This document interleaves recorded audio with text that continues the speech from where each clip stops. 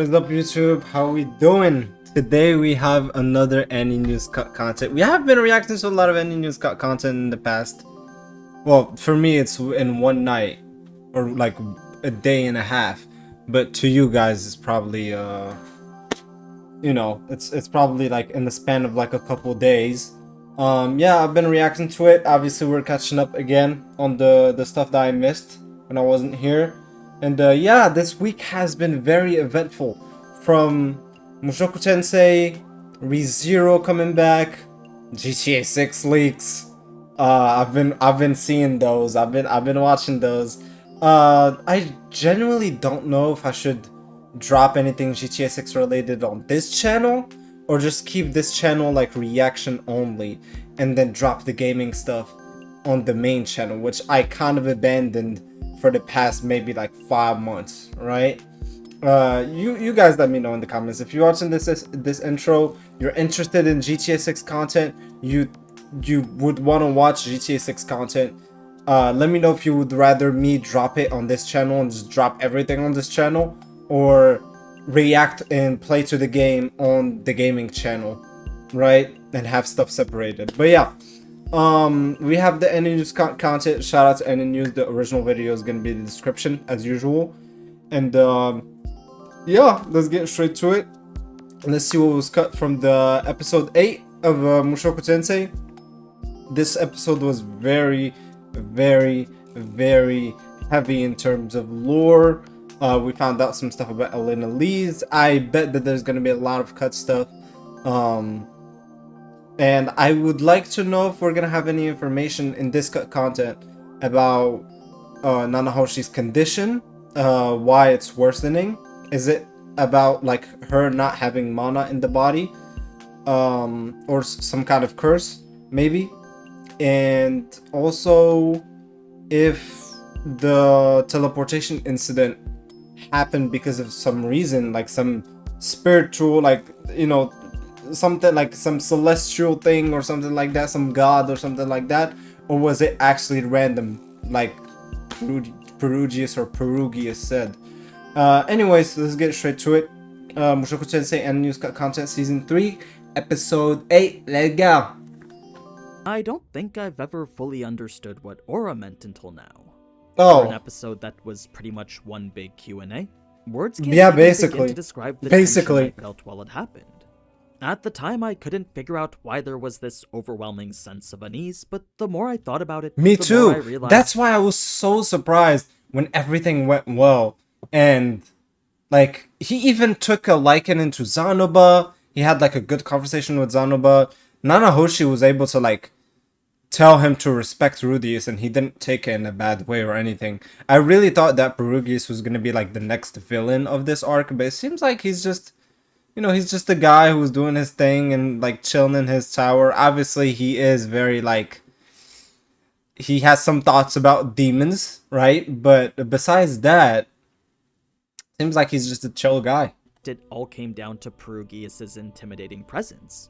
The man didn't even have to move, but with every word he spoke, you almost felt like it was a privilege to be on the receiving end of it. Facts. Part of it, I think, is because Ariel had spoken Oh, up she first. did so This bad. figure who up until She now did was so the bad. highest form of nobility to us. She did so to bad. see her struggling to speak when she always spoke so confidently, Yes. it immediately places Perugius on a pedestal far above the ranks of anyone we've seen so far. And the fact that she tried to like offer him like, I don't remember exactly what she tried to offer him, but she tried to offer him stuff that like would seem so futile to him.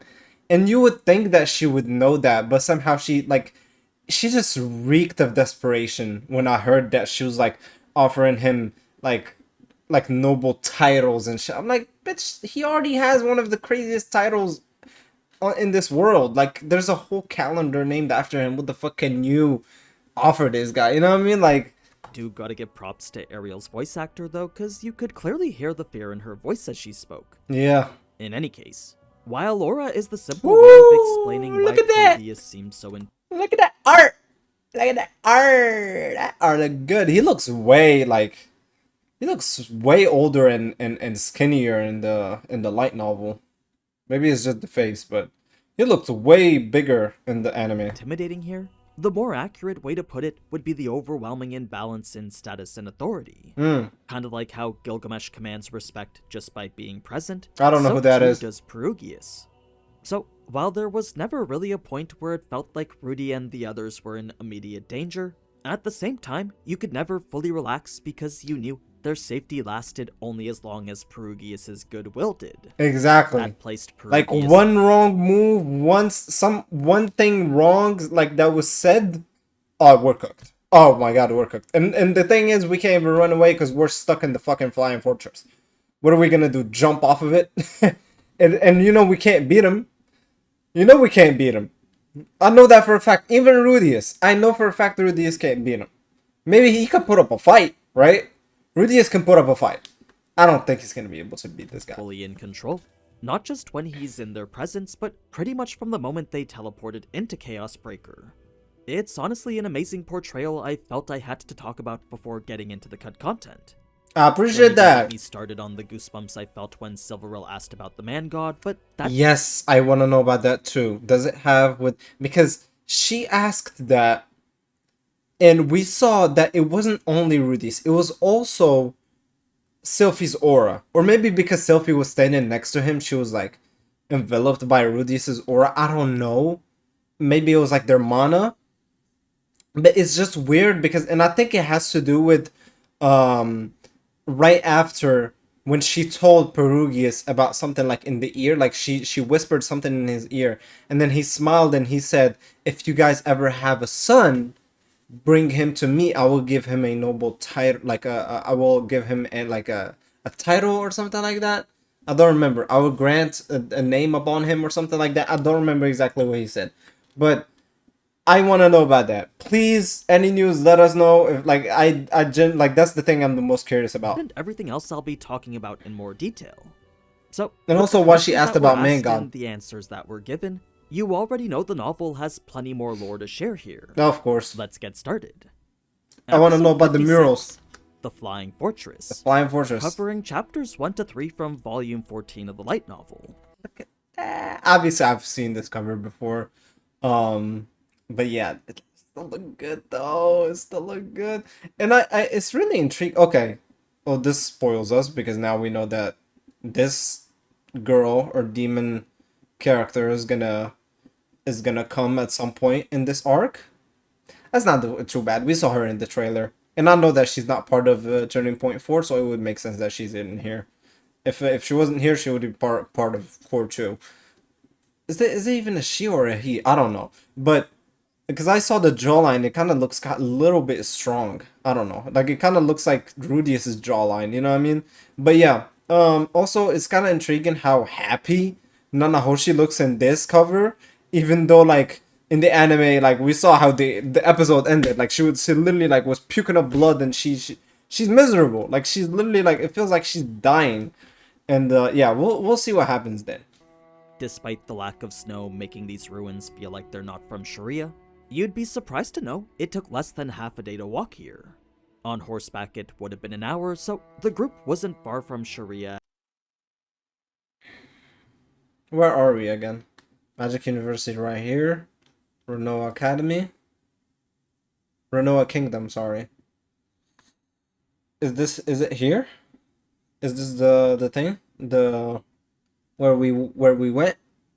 But it wouldn't make sense because there's snow here. So it'd be here. It'd be like this spot. Also, I think Eris is here, so she's not really that far from Rudius if you really think about it. It's been a minute since I saw this map. I think the last time I saw her, like I saw this map was in Aninews content.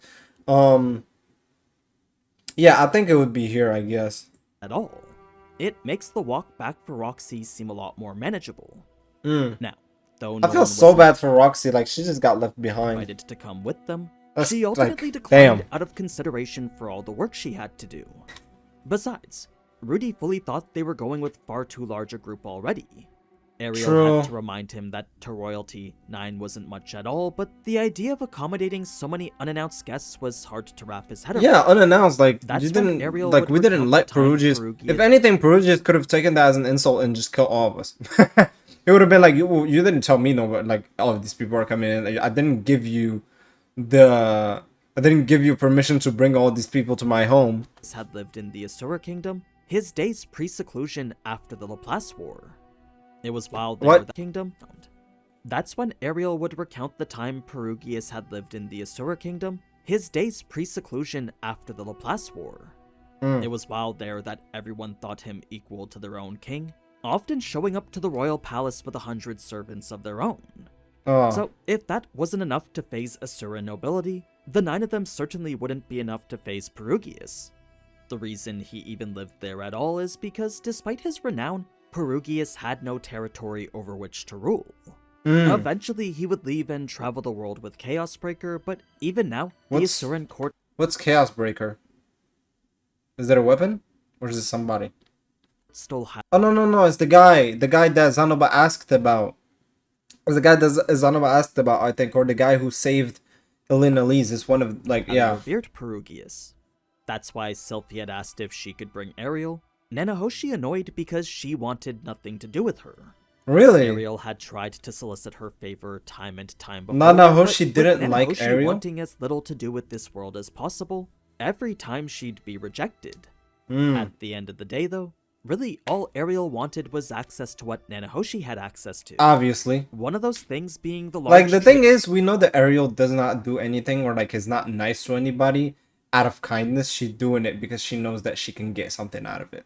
That's why I said that, like, when she came to Perugius or Perugius's home or fortress and she started talking to him, she literally lied about her intentions here, right? Like, he was like, oh, you're definitely here because you want me to help you in some kind of power struggle. And she's like, oh, no, I didn't. And he's like, bro, don't bullshit me. I know why you're here. Just own up to it. And I'm like, yeah, like, you know, that's probably when that was probably like the worst first impression she could have had with him. Pipeline she controlled between Asura and Renoa. A meeting with Perugius was an opportunity Ariel knew she couldn't give up, though, him being a connection that was sure to help her in pursuit of the throne. She still fucked it up. It's not like Rudy knew that that's what she was going to do when she graduated next It year, was kind of but obvious. with countless years being spent making preparations for that, perhaps she finally felt it was time to give it a shot. The other option was to focus on amassing more power, the route Rudy hoped she would choose since he didn't want to have to leave his family yet. Now, you'd think Nanahoshi would have said no to Sylphie's request, but because Sylphie had looked after her while Rudy was away, she decided to let Ariel come out of a favor to her. Oh, Sylphie. Yeah, that would make sense. Sylphie did probably looked after Nanahoshi or helped her with some stuff. So, yeah, makes sense. That she would, like, kind of feels like she owes her this favor. It turns out that Sylphie had given her food, provided her with clothing, and even let her use their bath a lot. So, Wow. such news was a pleasant surprise for Ariel, thus the good mood we see her in. I ain't gonna lie, Ariel's lucky to have Sylphie on her side. She is. It was prior to Almonfi's summoning that Rudy would be nervous, unsure as to how Perugius would react considering one of his subordinates had tried to kill him before. Yep. That, however, was a precaution Perugius took out of foresight for the incident about to occur, so when looked at that way, Rudy felt he actually deserved a bit of praise. So, Rudy fully understood the past was the past, and he knew there was no use in acting hostile towards someone he'd never even met before. Exactly. It was once Nanahoshi blew the whistle that an interesting warning would be passed on To Perugius, it wasn't really, like, personal. It was just precaution. He was just like, okay, just eliminate anybody that has to do with that. Gotta make sure we stop this shit. Obviously, didn't end up stopping it. It still happened, but, you know. Lise would tell him someone might say something. Just a little forewarning. Someone might say something demeaning to you while we're there. You mustn't lose your cool and mouth off. Alright? Warning would be passed on to Cliff. Alina Wait, what? Who said that to who? Nanahoshi blew the whistle that an interesting warning would be passed on to Cliff. Alina Lise Cliff would himself? tell him someone might say something demeaning to him, so if that did happen, Alina Lise told him not to lose his cool. Yeah, because Cliff is She very would then proud. whisper something we don't know, words Rudy assumed were meant to calm him down. Yeah, probably. Zanaba had brought several figures in a box with him. It's probably her just telling him, hey, if you act right, you getting some punani tonight. Some shit like that. I don't know. Knowing how Mushoku Tensei works, it was probably some shit along those lines. Hoping he would get the opportunity to show them to Perugius. There was no telling whether someone who lived for 400 years would actually be interested in them, but Zanaba had faith the quality of Rudy's. Well, also those statues are statues of demons. We don't know how Perugius would react to those. You know, like it's kind of obvious that that is a superb. You can see the crystal thing on the forehead, and if Perugius sees that, especially with what the supers did, and knowing that Richard himself was part of that war, so there's a high chance that he actually encountered Perugius at some point. Yeah, it was better. I think we're kind of lucky that Zanoba didn't show off those statues. Art would shine through to him. In the meantime, Julie was left behind to continue her work while Ginger was ordered to protect Rudy's family. It's not like they were in danger, but it did help knowing someone was looking out for them. Now, the instant Almonfi had appeared, Rudy prayed he wouldn't be recognized. He did preemptively activate his demon eye just in case, but with the way Almonfi gazed past him the same way he did everyone else, He didn't give Rudy a fuck. felt it was safe to assume he didn't. I think he did. He just did not care. The same way like that happened in Turning Point 1, where he kind of just shrugged off Rudius and Eris and obviously started fighting Ghislaine. Like, I just think he doesn't see Rudius as a threat, maybe. C would then be excluded, after which everyone would be handed a magical item imbued with teleportation magic. Almonfi didn't say how they were going to be teleported back, but he made it seem like they'd return via a similar method. So, an instant later, everyone was gone, teleported in order of what I assume was their mana capacity. So, no mana. He's mostly just strength, because he's a blessed child. A little bit of mana. She's nobility. She doesn't really do any fighting. He's a swordsman, so not really that much mana either. Obviously, she does have a tiny bit of mana, because, you know, even though she is a swordsman first, she still uses some magic spells, and she is still an elf. And then obviously, you know, he started using mana at a pretty young age. I would believe, like in his early teenagehood, and obviously, you know, she literally started using magic along with Rudius, so she probably had the most mana capacity out of everybody besides Rudius. As for what I wonder where Roxy would fit. teleported in order of what I would say Roxy would either be before or after. No, she'd probably be after. She'll probably be after. She probably has more mana than Sylphie, because she can use that storm, like the lightning magic spell, and that takes a lot of mana out of her. She can only use it like once, I think, and Sylphie can't even achieve that yet. So Roxy would probably be second, and if Roxy came, and then Rudius. I assume was their mana capacity. As for what Rudy experienced while it happened, the feeling was like an invisible string yanking him towards something. It was almost like Perugius was fishing and Rudy and the others were the fish he was reeling in. That's cool. The setting was made intentionally familiar, Rudy commenting how it looked exactly like the place where Yes, I didn't even realize that. I don't think I read that in the sub.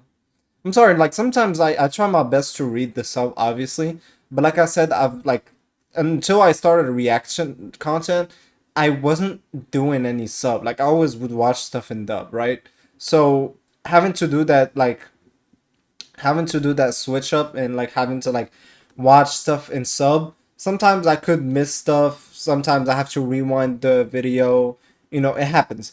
And I didn't even read that. I don't remember like him making a comment about that. But now that I think about it, yes, it does look a lot like where Man God is. I didn't even realize that. That's crazy. the man god. The only difference here was that now he was Rudy instead of his former self. Yeah. The entire thing was very reminiscent of what he'd felt during the displacement incident, except where that felt like a train running off the tracks, this particular journey felt more like a taxi. It was much more stable start to finish. Sylphie had actually felt the same, commenting how the trip felt familiar to her too. She, however, wasn't that good with heights, so where everyone was amazed by the view, she and Oh yeah, because she got teleported in the middle of the air and she was like falling to her death last season. So it makes sense that she kind of hates heights. instead found herself trembling. It's then that the apparent skyfolk would introduce Silvery. herself. Silveril of the Void and the first of Silveril. Perugius' Her name servants. is so hard. The path she took to guide them cut straight through the Void and the first of Perugius. That the apparent skyfolk Introduce would herself as introduce like the herself. first, right? Silveril of the Void and the first of Perugius' servants. Yeah, okay. So The she's path probably she the took to guide strongest. them cut Along with straight through the Almond Field. garden, starting with a triumphal arc created by the Abyssal Dragon King Maxwell. That's He cool. had a talent for That's magical huge. construction and craftsmanship, so it was only natural Xanaba So be in awe of detailed it. as well. Another of his creations was actually in Millis, that being the White Palace which served as its centerpiece. Of course, that's cool. Xanaba had to ask where this Maxwell was now.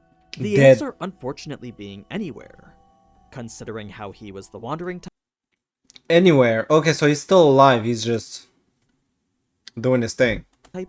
If he wasn't dead, then he was most definitely out venturing somewhere. Okay. Wonder if we're gonna meet him. While Xanaba is the type to get worked up over art, he didn't usually get this worked up. Turns out there was something he saw that really stuck out to him. Something he was certain Rudy would have noticed too. That's cool. That's they have like I don't remember it, like chibi versions of them. This is cute. This is cool. The thing is, when he whispered into Rudy's ear asking him about it, Rudy had no idea what he was talking about. This really went to shock Xanaba since apparently whatever it was he saw, it was a pivotal piece of information. What was it? Passing through the gate resulted in these particles falling off Rudy and Sylphie, Okay, so it was off of Sylphie. It wasn't because she was standing next to him. It was Sylphie's mana. both actually visible to everyone. It wasn't an invisible Everyone. aura only Silveril could see. It also wasn't anything too important, as according to her, there were many people across the world just like them. Sorry, somebody's calling. Sorry, I had to do something real quick. Now I'm back. Too important, as according to her, there were many people across the world just like them. What she meant by Okay. that, Rudy had no idea, but if it was gonna cause trouble, Rudy was ready to leave right now. So, when Rudius Silveril was not fucking with none of that shit. He was like, hey, if I see one wrong thing going on, I'm out. And yeah, the man god question got him stressed as well. proceeded to ask her question about the man god, it took all of Rudy's efforts to keep his face as blank as possible. Yeah, he had the straight Sylphie face. took the liberty of answering that question for both of them, but it was Silveril's second question that was Do you feel a deep-seated anger, an undeniable urge to kill when you heard that name? even more interesting. Reason being that the word she used made it seem like she was referring to Orsted. Huh. This was, after all, the exact way he reacted, so perhaps Yeah. he and Perugius were at odds with each other. Whatever Maybe. the case may be, the best choice was to answer as plainly as possible. So I guess we're not It gonna was have once anything. in the palace Damn itself it! that Xanaba would Damn. continue his awestruck commentary on the exquisitely designed interior. At first, Silveril would humor him by Yeah, no, the answering place exquisitely looks crazy, bro. The place looks insane. I wonder how many people live in this place. designed interior.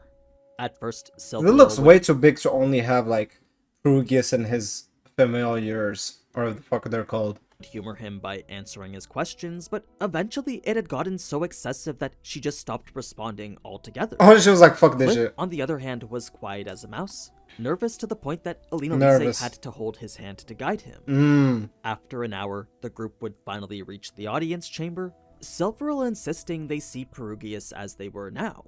Okay. Ariel had wanted to present herself a little bit better, but it turns out Perugius found the formality of the Asuran kingdom to be suffocating. She was at least given the opportunity of the Asuran to present herself a little bit better, but it turns out Perugius found the formality He does of the not Asuran fuck with the kingdom to be suffocating. Asheron. She was He does not fuck with Asheron nobility? Based. at least given the Based. opportunity to change out of her outerwear, but because Perugius was already waiting, Silveril insisted they hurry. It was 10 minutes later that everyone would be ready, bringing us now to the Okay. audience. It was upon seeing Perugius for the first time The main that event. Rudy's instinctual reaction was fear. His legs trembled at the sight of someone who looked so eerily similar to Orsted. Right! Yes, their clothing, hairstyles, and facial features were all different, But but the eyes. something about Perugius just reminded him of Orsted. The eyes. Next, Rudy would examine the familiars. 11 men and women he assumed were all at least as strong as a Sword King. Now, If you're wondering why Okay. Rudy didn't kneel like the At rest of them, least as strong as a Sword King, because obviously, you know, Unmounted was was going toe to toe with Ghislaine, and we know that Ghislaine, I think, is a Sword King. that's because he simply didn't know what to do. By the time he realized Wait, what? everyone, that's because he's. Because I pointed this out. If you're wondering why Rudy didn't kneel like the rest of them, Okay, I pointed this out. I was like, everyone is kneeling besides Nanahoshi, which makes sense. She's the closest to Perugius, so maybe she doesn't have to. Ariel, she's nobility, and she is kind of like not arrogant, but like she knows that she's nobility, so she acts like it. So obviously she's not gonna, get on one knee. But Rudius, I was like, that's so interesting. Why is Rudius not get on one knee? But like I thought maybe Nanahoshi told him that he doesn't have to, or maybe it's just because he's the main character. I don't know, some bullshit like that. But apparently he didn't know what the fuck he's doing. that's because he simply didn't know what to do. By So it the was time a- he realized okay. everyone was paying their respects, That's the awkward. best Rudy could muster was this regular old bow. From here, the specifics of Nanahoshi's deal would be made clear, her sharing any discoveries she made with regards to otherworldly summonings in exchange for Perugius teaching her about the mysteries of summoning magic in this world. Pretty straightforward Next, deal. everyone would make their introductions. Ariel's coming with the bit of hostility. Mm. It turns out Perugius already knew who she was, Obviously. along with the motives behind why she'd come here. Obviously. He already knew she'd lost the filthy, underhanded battle for the crown, and Yup. he also knew she refused to concede. God, this man is fucking ugly. I cannot wait to see him die. It's for that reason he found her foolish. Whenever we like start the whole thing with, because obviously we're gonna have at some point. We're like with Ariel, we're building up to like a mini war or like a civil war, right? At some point we're gonna have to like help her with the war. Either Rudius and Selphie, or Rudius, Selphie, and Roxy, and maybe even Eris if she joins in before that. But we're building up with Ariel's plotline at some point that we're gonna have a big ass battle for the throne, right? And I cannot wait for this guy to die whenever we have that, because I know for a fact his ugly ass is not gonna survive that shit. He also knew she refused to concede. It's for that reason he found her foolish, because from where he was sitting, all he could see was a naive girl dragging everyone around her into the muddy waters of conflict. It was a very heavy-handed insult that actually got Luke to react, but before he could do anything, Ariel would heavy-handed insult that actually got Luke to react. Luke reacted? In the light novel? Oh my god, this guy's stupid. But before he could... Also, I love how the whole Mushoku Tensei community just hates Luke for no reason. I mean, technically, like, as a person, he might be better than Rudy's, but for some reason, everybody hates him. I don't mind that. But no, like, that's stupid. Ain't no way he, like, stood up to Perugius like that. Do anything, Ariel would agree. As harsh as Perugius was, she couldn't deny that he was right. Or he was gonna react. Even though Ariel stated she was only here to meet Perugius, Perugius knew her intent was far more selfish than that. Makes That's sense. why the more their conversation went on, the more nervous she sounded. Yeah, the worse it got. Struggling to cope with the fact Perugius had read her like a book. Yeah, because It was usually when it doesn't Perugius happen like shifted his that. attention to Rudy next that Eh, Orsted would eh, eh, explain eh. why it was so difficult to teleport him. Which was When very it came to interesting. how teleportation magic worked, apparently the casters shouldn't be able to call upon someone with greater mana than their own. So, I guess since... So Rudius's mana is the same as Perugius, or a little like... So he's really close to having the same amount of mana as Perugius, or at least he has the same mana as Perugius. If he was able, like, if he was struggling. And he said that if you wanted to, like, if you wanted me to not, like, if you didn't want to get teleported, you could have just stopped it, because, like, it was really hard to teleport you. Perugius was able to eventually teleport Rudy, perhaps Rudy has a similar or slightly lesser mana pool than him. Yeah. When it came That's to crazy. Perugius's warning after, I would warn you against trying to use that repulsive magic of yours in my castle, because, like he said it himself, it kind of reminds him of Laplace. Rudy believed this to be in reference to him possibly trying to get revenge. Because of that, Rudy would tell Perugius he bore no grudge, but what Rudy got in return was confusion. Perugius didn't Really? remember the incident at all. Almonfi would actually have to remind him, also mentioning how Okay. Rudy was the same person who managed to injure Orsted. That indicated he and Orsted So he met Orsted after that. Wait, so maybe when we met Orsted and Nanahoshi, they were actually on their way to go and meet with the Perugius, and then when they met with him, Perugius saw that Orsted was injured, and that's where he was like, "Oh shit, somebody was able to injure you." had to be acquaintances, likely the connection that brought him and Nanahoshi together. Yes, sir. Such news led Perugius Those with talent like you get overconfident in your abilities at times. Being able to injure the dragon god no doubt gave you an inflated sense of self-esteem. However, if you choose to fight me, death is all that awaits you. Why didn't we get this in the light novel? I mean, the anime. In the anime, they didn't even bring up Orsted at all. Amalfian didn't even talk during that whole scene. What the fuck? Okay, sometimes I'd be like fine, or like I understand why they cut some stuff from like the anime, because you can only put so much in like a 23-minute long anime episode. But brother, this is the good shit. This is the good stuff. That's, oh my god. I wish they put this in the anime. I'm glad that I'm watching it on like Aninews cut content, and like I get to like still experience it, but damn. They brought up Dragon God. I mean, obviously he's wrong, because like all that Rudius got from that is like PTSD. He did not get overconfident at all. If anything, he was humbled, because he thought that he was like one of the strongest characters in the verse, and then he just met this guy who like basically like nearly killed him, and Eris and Regerd. But still, it would make sense from like an external POV to be like, okay, you probably got overconfident because, you know, you were able to like injure Dragon God. But yeah, no, this is so good. to give Rudy an even greater warning, telling him that while his ability to injure Orsted likely gave him confidence, Yeah. choosing to fight here would only lead to his death. In that same instant, an intense bloodlust would radiate from Yeah. all the familiars. Everybody although was the only looking at thing him. Rudy could think was of how he only came here to ask some questions. I feel like it's so weird the because only- like In that same obviously we're in the fantasy like context, but a lot of these masks seem so like modern. Like especially this one right here. This one like seems like a gas mask, like, you know. instant, an intense bloodlust would Obviously radiate these ones from would all make the sense familiars, that like all this is while a the night. only thing Especially this one. This looks so like kind of like modern, or at least like ancient, you know. This is like the Oni, right? This is like demons in like Japanese mythology, I think, or yeah.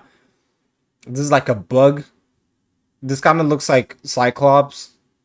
I don't know. We can barely see what that is, but you know, like some of these masks look kind of like modern. Maybe it's just me, but Rudy could think yeah. was of how he only came here to ask some questions.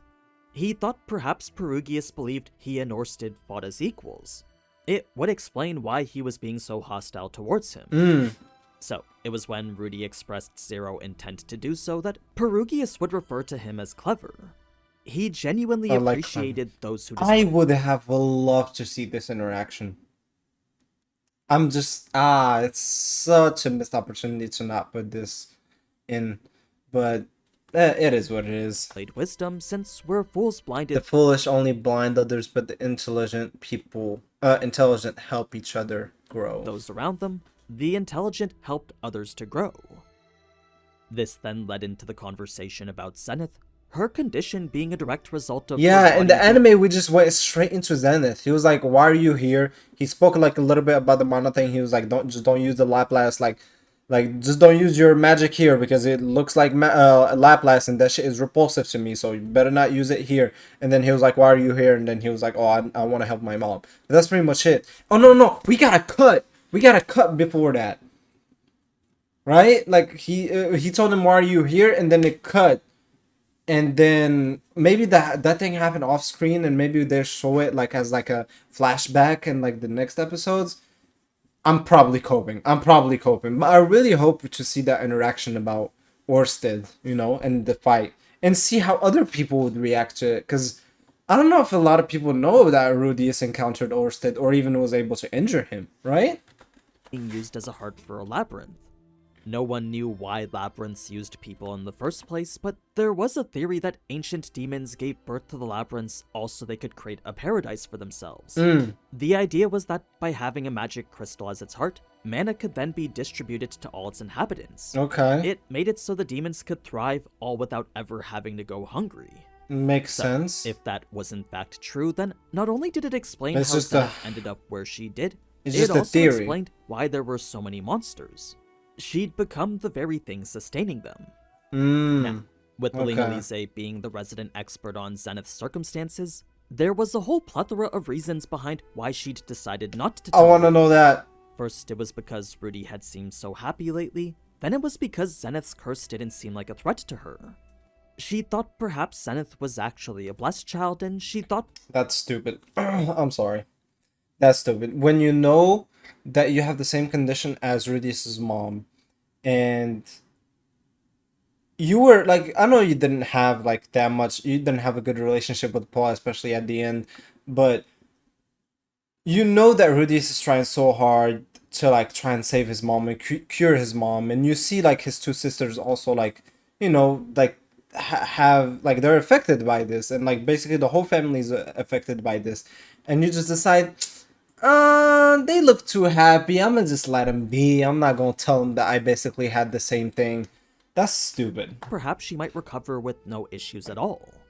Also, her condition looked way worse than yours, whereas you just lost your memories. You're still able to talk and like, you know, obviously now you had like uncontrollable lust, but you were still able to talk, speak, walk, communicate with people. Your friend, she was also part, like she's also your friend, like she was part of your party, right? You saw her and you were like, oh, this woman is not able to make any facial expressions or talk, I'm not gonna help her. That's stupid. All that Rudy knew was just excuses, though, words he unfortunately couldn't find an answer to. Yeah. He did, however, Just know excuses. Lise did what she did out of consideration, so he wasn't gonna chastise her for caring.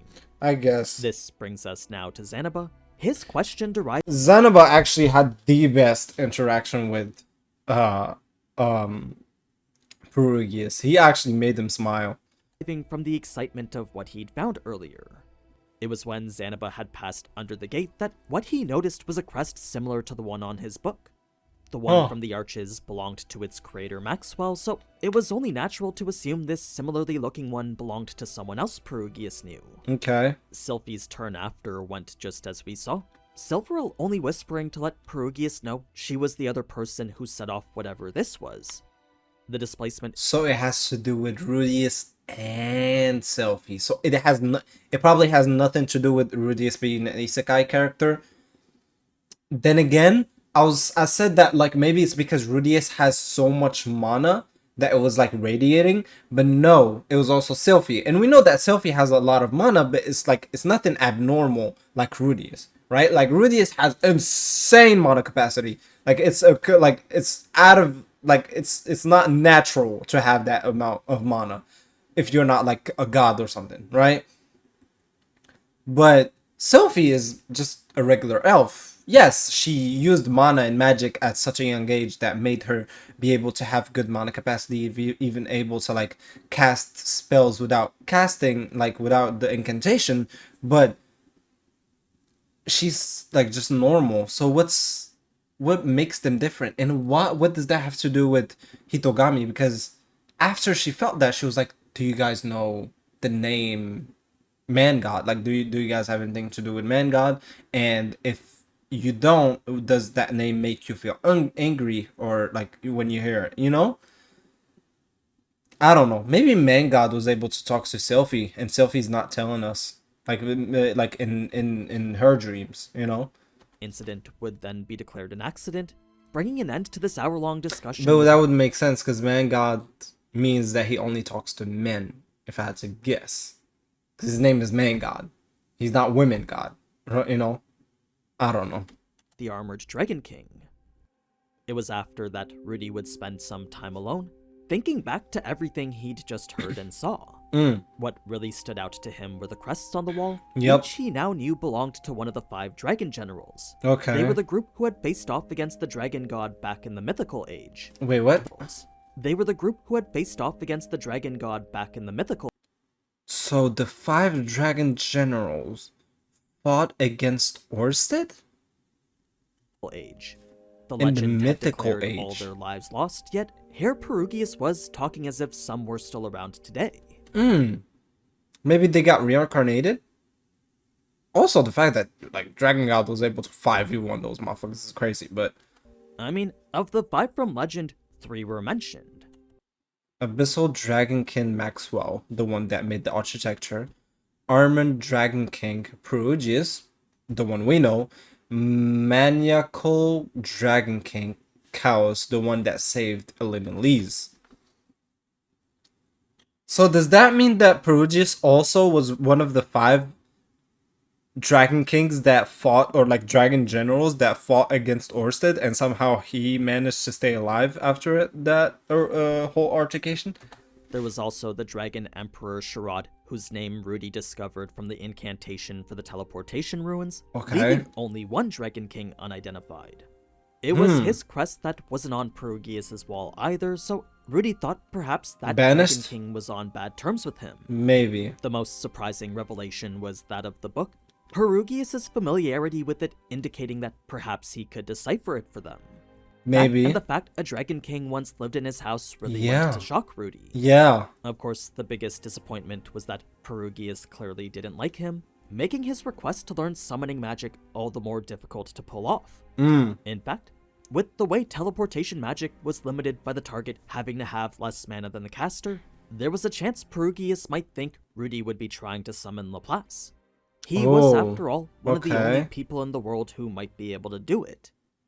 Now, What? Rudius, if he learns it, he can summon Laplace, because maybe Laplace, just, you need just like so much mana capacity to like summon him. But where the fuck is Laplace? I thought that Laplace was dead, but it sounds like now he's just got teleported into like a pocket universe where he's like there for eternity to live alone, maybe.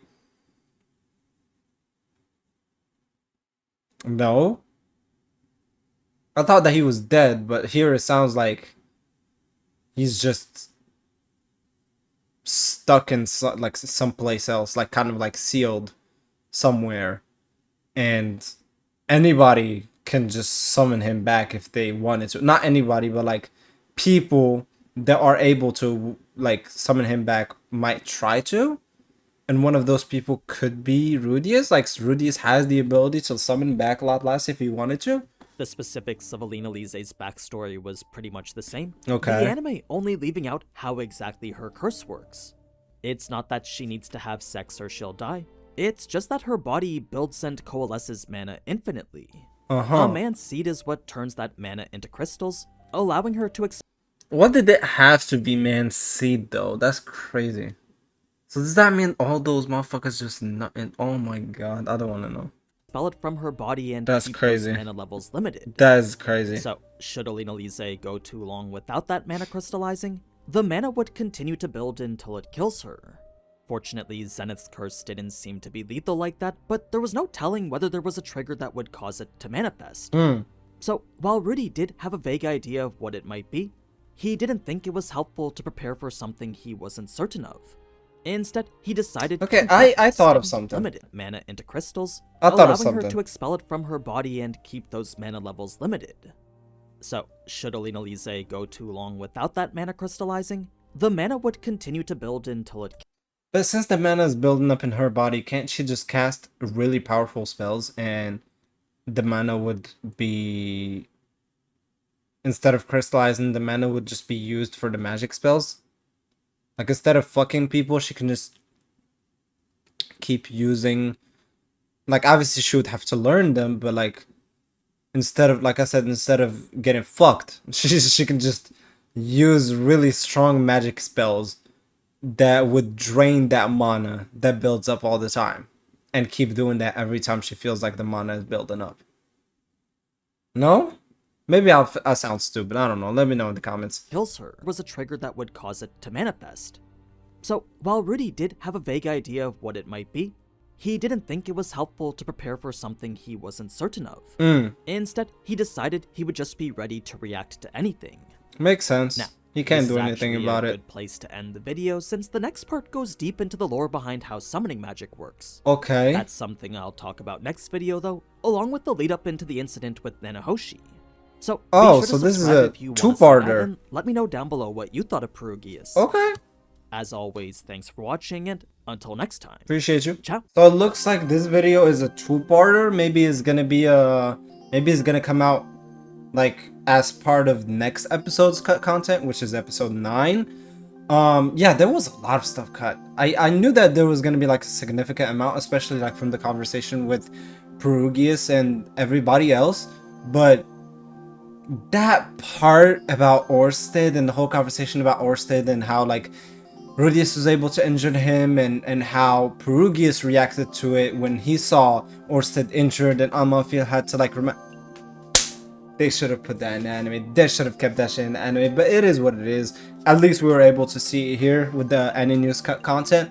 Shout out to Aninews as usual. The original video will be down in the description if you want to watch it uninterrupted. And yeah, hope you guys like this reaction.